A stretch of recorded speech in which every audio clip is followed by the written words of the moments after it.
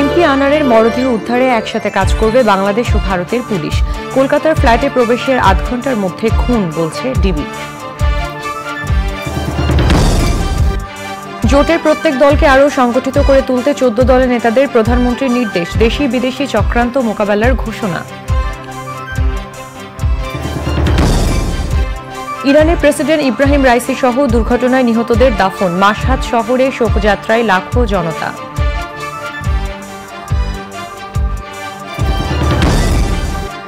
এবং ইজারার নামে অবৈধ দখল ও স্থাপনায় পূর্ণ রাজধানীর বেশিরভাগ পার্ক, ব্যবস্থা নেওয়ার আশ্বাস দিয়েছে কর্তৃপক্ষ।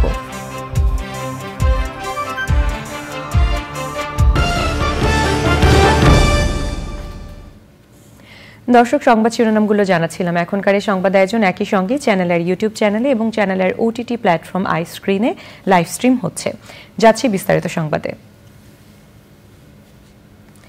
ঝিনাইদহ 4 আসনের সংসদ সদস্য আনোয়ারুল আজিম আনার হত্যাকাণ্ডে গ্রেপ্তার 3 অভিযুক্তকে মিন্টো রোডের ডিবি কার্যালয়ে জিজ্ঞাসাবাদ করেছে কলকাতার 4 সদস্যদের পুলিশ দল। বাংলাদেশ পুলিশ ও কলকাতা পুলিশ দুদেশে গ্রেপ্তার হওয়া 4 জনের তথ্য আদান প্রদান করেছে। অভিযুক্তদের তথ্যের ভিত্তিতে এমপির মরদেহ উদ্ধার ও খুনের কারণ উদ্ঘাটনের চেষ্টা চলছে বলে জানিয়েছেন ডিবি প্রধান। এর আগে তিনি জানান, কলকাতার নিউ টাউনে সঞ্জীবা গার্ডেন্সের ফ্ল্যাটে প্রবেশের মাত্র আধ ঘন্টার মধ্যেই আনোয়ারুল আজিম আনারকে হত্যা করা হয়। মাস্টার শাকিলের রিপোর্ট। কলকাতার নিউ টাউনের একটি ফ্ল্যাটে ঝিনাইদহের সংসদ সদস্য হত্যাকাণ্ডের শিকার হওয়ার খবরে চাঞ্চল্য সৃষ্টি হয় সারা দেশে। বাংলাদেশে গ্রেপ্তার হওয়া 3 জন শিমুল ভূঁইয়া, তানবীর ভূঁইয়া ও শিলাস্তি রহমানকে ডিবি কার্যালয়ে জিজ্ঞাসাবাদ করেন কলকাতা পুলিশের 4 সদস্য। প্রায় 3 ঘন্টা ধরে জিজ্ঞাসাবাদ করা হয় তাদের। আসামি যে এখানে হত্যাকাণ্ডটি সংঘটিত করেছে এবং সেখানে তারা জিজ্ঞাসাবাদ করেছে, আমাদের কাছে যে তথ্যগুলি যেভাবে দিয়েছে তারা তাদের কাছে স্বীকার করেছেন এবং তারা সেই তথ্যগুলি শুনেছেন এবং তারা এই যে অপরাধীর কথা শুনেছেন। দুদেশের গ্রেপ্তার হওয়া 4 আসামির তথ্যের ভিত্তিতে মরদেহ উদ্ধার ও খুনের কারণ উদ্ঘাটনের চেষ্টা চালাচ্ছে দুদেশের পুলিশ। ওই দেশেও যিনি গ্রেপ্তার হয়েছেন ওনারা আমাদেরকে বলেছেন, তার মাধ্যমে তারা হয়তো শীঘ্রই চেষ্টা করছেন যেন ওই আসামিটাকে যে ডেড বডির যে বিভিন্ন পার্টগুলি কোথায় ফেলেছেন সেটা তারা হয়তো শীঘ্রই তারা বের করে ফেলতে পারবে। এর আগে গোয়েন্দা পুলিশ সংবাদ সম্মেলনে জানায়, হত্যাকাণ্ডের মূল পরিকল্পনাকারী আখতারুজ্জামান শাহিনের গুলশান ও বসুন্ধরার বাসায় 2 মাস ধরে আনারকে হত্যার পরিকল্পনা করা হয়। চরমপন্থী নেতা আমানুল্লাহ উরফে শিমুল ভূঁইয়া এবং শিলাস্তি রহমান হত্যাকাণ্ড ঘটিয়েছেন বলেও উল্লেখ করেন তারা। গোয়েন্দারা বলছেন, সেজন্য চলতি মাসে কলকাতায় ফ্ল্যাট ভাড়া নেওয়ার পাশাপাশি হত্যাকাণ্ডের জন্য কলকাতায় 2 জনকে ভাড়া করে পরিকল্পনাকারীরা। মাসুর শাকিল, চ্যানেল আই, ঢাকা। জোটের প্রত্যেক দলকে আরও সংগঠিত ও জনগণের কাছে জনপ্রিয় করে তুলতে 14 দলের নেতাদের নির্দেশ দিয়েছেন জোট নেত্রী প্রধানমন্ত্রী শেখ হাসিনা। গণভবনে 14 দলীয় জোটের বৈঠক শেষে একথা জানান আওয়ামী লীগের সাধারণ সম্পাদক ওবায়দুল কাদের। দেশি বিদেশি চক্রান্ত মোকাবেলায় জোট ঐক্যবদ্ধভাবে কাজ করবে বলে জানান 14 দলের নেতারা। মইনুল হাসানের রিপোর্ট। দ্বাদশ জাতীয় সংসদ নির্বাচনে প্রায় 4.5 মাস পর 14 দলীয় জোটের প্রথম বৈঠক।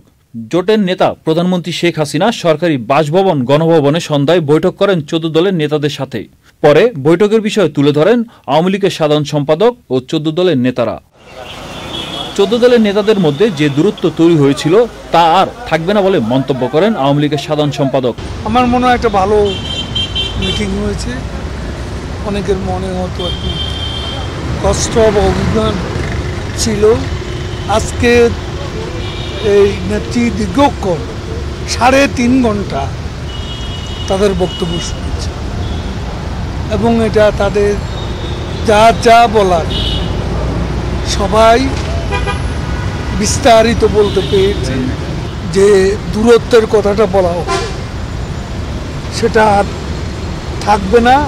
অর্থনৈতিক খাতে নৈরাজ্য ও লুটরাজের বিষয়ে প্রধানমন্ত্রীর কাছে তুলে ধরার কথা জানান ওয়ার্কার্স পার্টির সভাপতি। একটা ক্ষুদ্র ধনিক গোষ্ঠী, সামরিক বেসরকারি কামলা গোষ্ঠী, তারা সমস্ত অর্থনীতি নিয়ন্ত্রণ করছে এবং আছে ব্যাংকের নৈরাজ্য, অর্থ পাচার রোধ, এগুলো নিয়ে যদি না করি তাহলে এই উন্নয়নে ধারাবাহিকতা রক্ষা করা যাবে না। বৈঠকে মন্ত্রিসভা নিয়ে কোনো আলোচনা হয়নি বলে জানান জাসদ সভাপতি।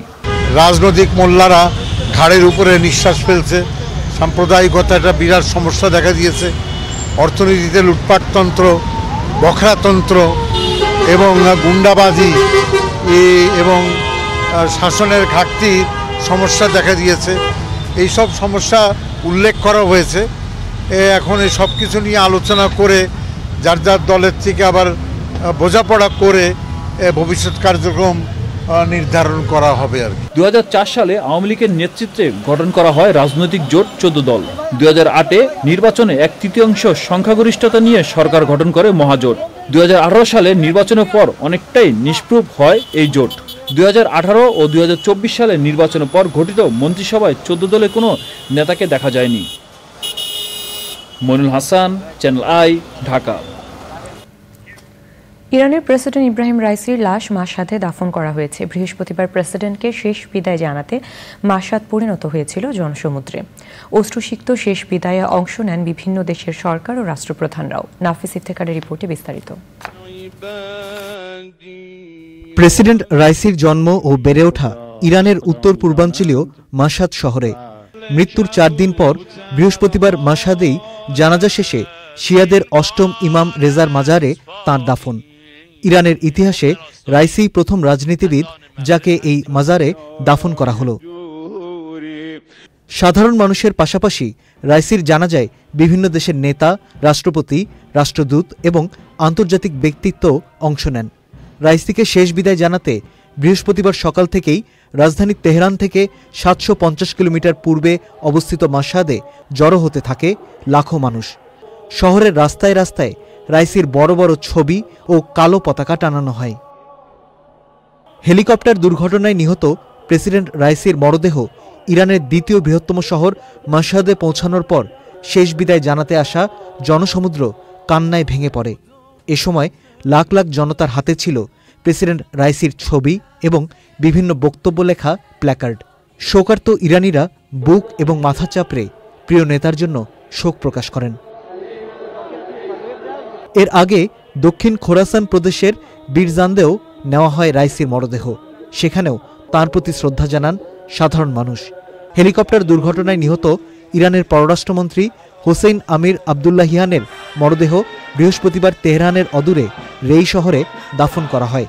সেখানেও শেষ বিদায় অনুষ্ঠানে হাজার হাজার মানুষ অংশ নেন। নাফিস ইফতেখার, চ্যানেল আই। ইজারার নামে অবৈধ দখল ও স্থাপনা নির্মাণ, গাড়ি পার্কিং, আবর্জনার ছড়াছড়ি আর অনুমোদনহীন রাইড বসানোর পাশাপাশি বাণিজ্যিক কার্যক্রমে বিপন্ন রাজধানীর অধিকাংশ পার্ক। বছরের পর বছর চলতে থাকা এমন পরিস্থিতি নিয়ে নানা অভিযোগের পর ব্যবস্থা নেওয়ার আশ্বাস দিয়েছে কর্তৃপক্ষ। পরিবেশ রক্ষায় পার্কগুলো যথাযথ সংরক্ষণের পাশাপাশি সবুজায়নের দাবি নগরবাসীর। আব্দুল করিমের ভিডিও চিত্র নিয়ে আলিম আল রাজের রিপোর্ট। দেখে বোঝারই উপায় নেই এটি যাত্রাবাড়ির শেখ রাসেল পার্ক। নানা অব্যবস্থাপনা, মাদকসেবীদের অবাধ বিচরণ এবং নানা অবৈধ বাণিজ্যিক কার্যক্রমে ঢাকার 2 সিটিরই পার্কগুলোর অধিকাংশেরই এমন বেহাল অবস্থা।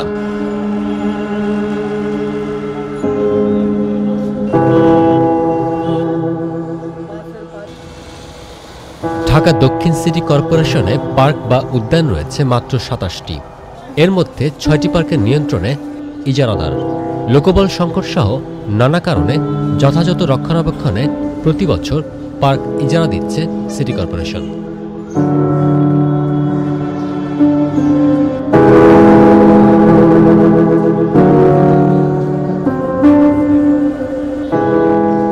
কিন্তু বাস্তবতা বলছে নাগরিকদের অবসর বিনোদনের বিপরীতে ইজারাদাররা পার্কগুলো ব্যবহার করছেন ব্যক্তিগত আর বাণিজ্যিক উদ্দেশ্যে।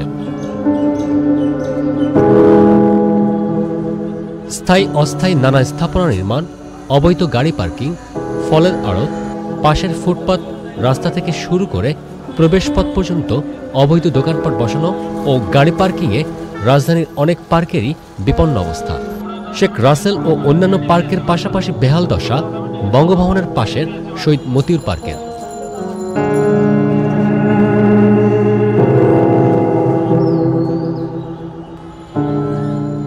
গাড়ি এখানে স্ট্যান্ডে থাকে, মানে এই পার্কের এই কোনায় দিয়ে রাখা হয়। এই জায়গা তো 200-300 টাকা করে নিয়ে গাড়ি পার্কিং দেয়। মানুষ বিনোদনের জন্য মানে পার্কে আসবে। এখানে যদি লেচুর ব্যবসা হয়, আমের ব্যবসা হয় আর গাড়ি এরকম পার্কে রাখে, এটা তো কোনো মানসিকতা না। মালিকে জানে, দৈনিক না মাসিক ভাড়া এটা মালিক জানে। এখন অনেক ভালো, কিন্তু এই বাসগুলো আবার ইদানিং দেখতেছি এই বাসগুলোতে আপনার পরিবেশটাকে নষ্ট করে ফেলছে। এখন ব্যবসার জন্য হেরা এদের ব্যবসা দেখবে, পাবলিকের চিন্তা তো আর কেউ করে না এখন। পার্কে যে অনেক চুরি হয় বা কেউ ভিড় হলে মাসে পকেট টাকা পয়সা হারাইয়া। পার্কে মানুষ আসে সাধারণত একটু সুন্দর পরিবেশে একটু চলাফেরা করার জন্য, কিন্তু এরকম পরিবেশ থাকলে তো অবশ্যই এটা খারাপ। এলাকাবাসীর অভিযোগের তীর স্থানীয় প্রশাসনের দিকে। এই বিষয়ে আপনি মেয়র সাহেবের সাথে কথা বলতে পারেন, এই বিষয়ে আমার সাথে কথা বলে কোনো লাভ নেই, কারণ আমার এখানে এত ক্ষমতা নাই যে আপনারা যে প্রশ্ন করবেন সেই প্রশ্নের উত্তর আমি দিতে পারবো না।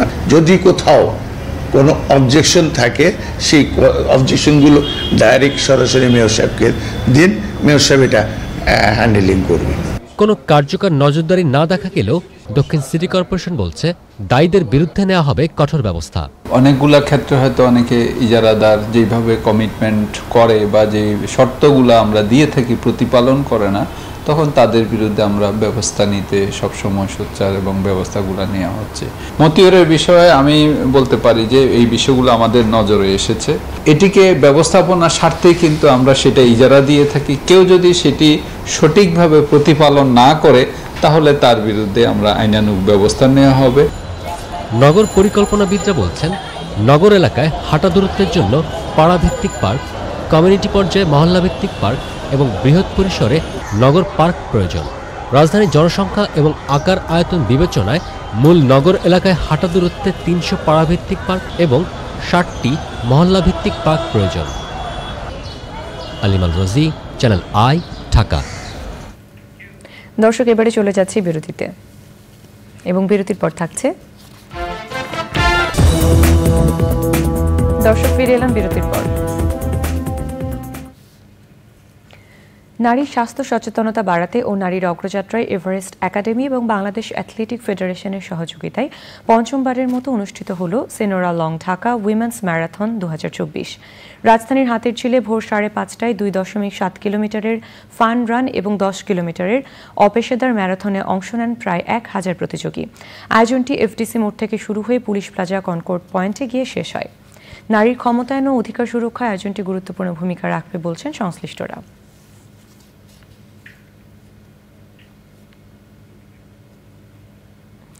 এবারে কৃষি সংবাদ।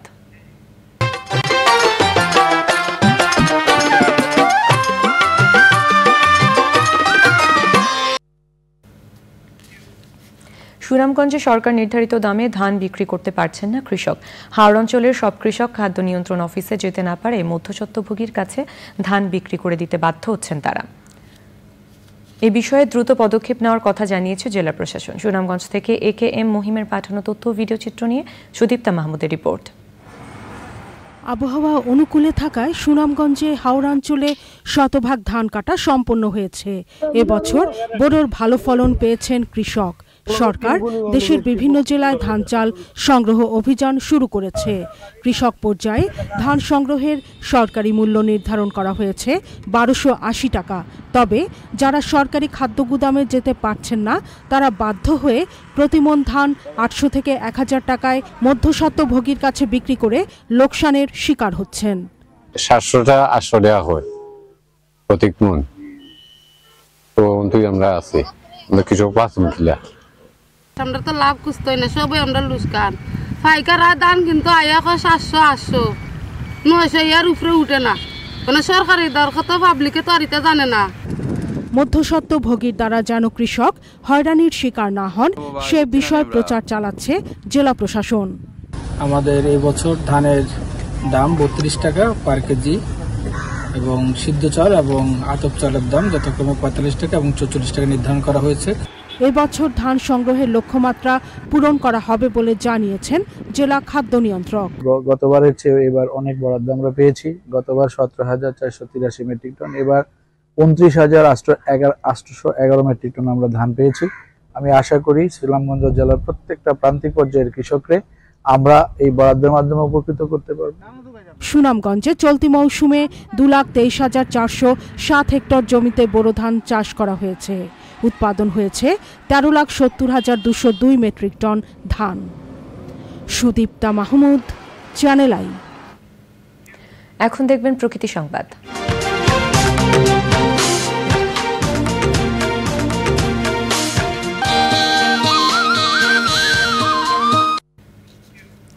সৌন্দর্য ও সৌরভ ছড়াচ্ছে দুর্লভ প্রজাতির বন আশরা ফুল।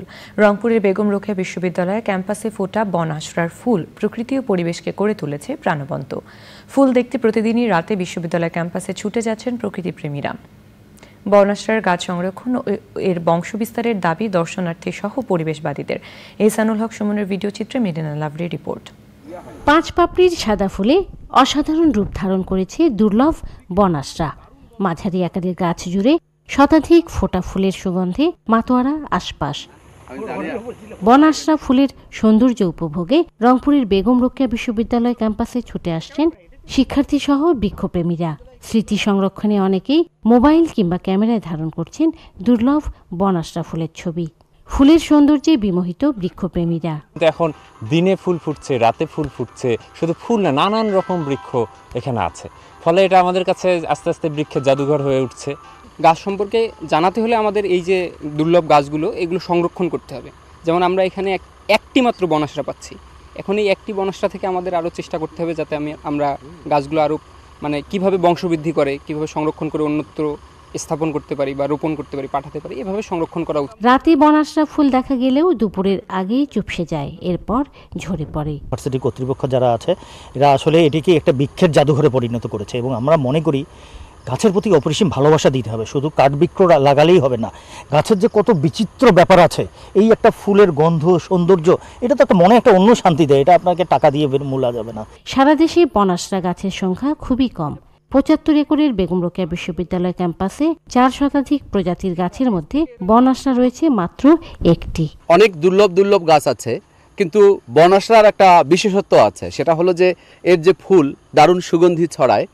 এটা ফোটে রাতের বেলা এবং ভোরবেলা পর্যন্ত এটা খুব ভালো থাকে। দিন হতে হতে এগুলো একটু মলিন হয়ে যায়। পূর্ব ভারত ও মিয়ানমারে দেখা মিলে বন আশরার। রোমশ হয় বন আশরার পাতা অনেকটাই খসখসে। বীজ কিংবা কলম করে চারা তৈরির মাধ্যমে বংশবৃদ্ধি ঘটে মোহনীয় সৌন্দর্যের অধিকারী বন আশরার।